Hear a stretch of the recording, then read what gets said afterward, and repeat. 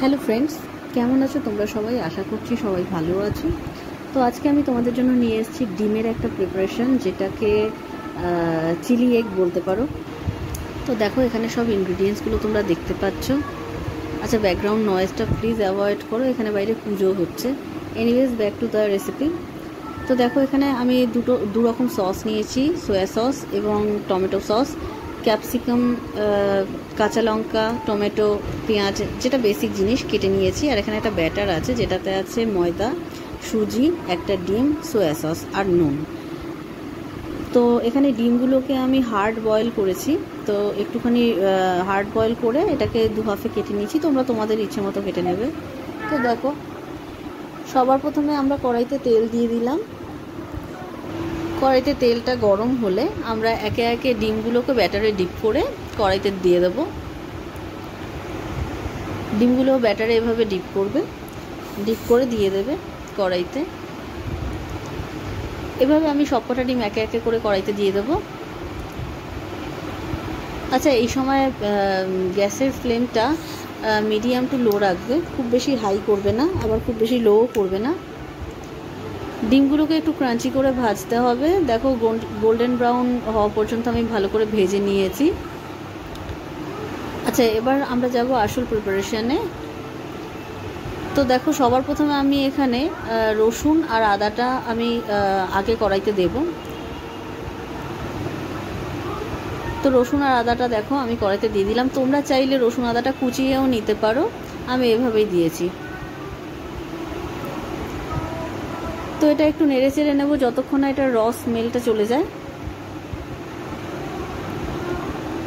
এটা রস স্মেলটা হালকা চলে গেলে বা জাস্ট কিছুক্ষণ পরেই আমি পেঁয়াজ কুচিটা দিয়ে দেবো। পেঁয়াজটা ভালো করে নাড়ি চাড়িয়ে নেব। পেঁয়াজটা একটু নাড়াচাড়া করার পর আমি এটাতে দিয়ে দেব টমেটো। আচ্ছা, টমেটোগুলোর যে পাল্পগুলো থাকে সেগুলো অবশ্যই সেপারেট করে নেবে, ঠিক আছে? তো টমেটোগুলো দেখছো আমি দিয়ে দিচ্ছি। এবার টমেটোগুলোকে পেঁয়াজের সাথে ভালো করে মিশিয়ে নেব এবং এর মধ্যে কাঁচা লঙ্কাটাও আমি দিয়ে দেব।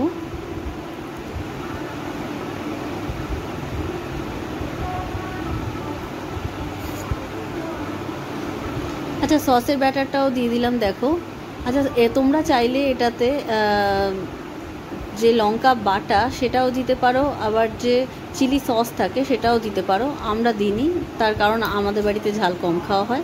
এনিওয়েজ, তো দেখছো ক্যাপসিকামটাও দিয়ে দিলাম। তো এবার সব কিছুকে ভালো করে নাড়ি চাড়িয়ে নেব।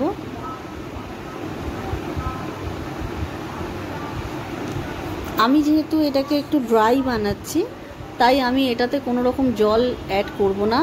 তোমরা যদি গ্রেভি চাও তাহলে জলের মধ্যে 1 থেকে 1.5 চামচ মতো কর্নফ্লাওয়ার গুলে এটাতে দিতে পারো, তাহলে এটাতে গ্রেভি হবে। আচ্ছা, লবণ দেখো আমি একদম সামান্য দিয়েছি, কারণ সসে অলরেডি কিন্তু লবণ থাকে। আমি যেহেতু এটাকে ড্রাই বানাচ্ছি, এটাকে একদম শুকনো শুকনোই রাখবো, আমি এটাতে কোনো রকম জল অ্যাড করব না। তো দেখো, অলমোস্ট এটা ডান হয়ে গেছে।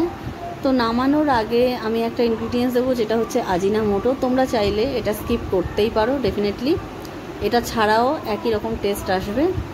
তো আমি আজিনামোটোটা দিয়ে ভালো করে নাড়ি চাড়িয়ে নেব। এটা অলমোস্ট ডান, অলরেডি ডান হয়ে গেছে এটা। এবার আমি এটাকে নামিয়ে নেব। তোমরা এটাকে রুটি, পরোটা, নান বা যে কোনো কিছুর সাথেই খেতে পারো। আমি এটাকে লুচির সাথে সার্ভ করেছিলাম। তো তোমাদের যদি ভিডিওটি ভালো লেগে থাকে, please do like, share and subscribe. Thanks for watching.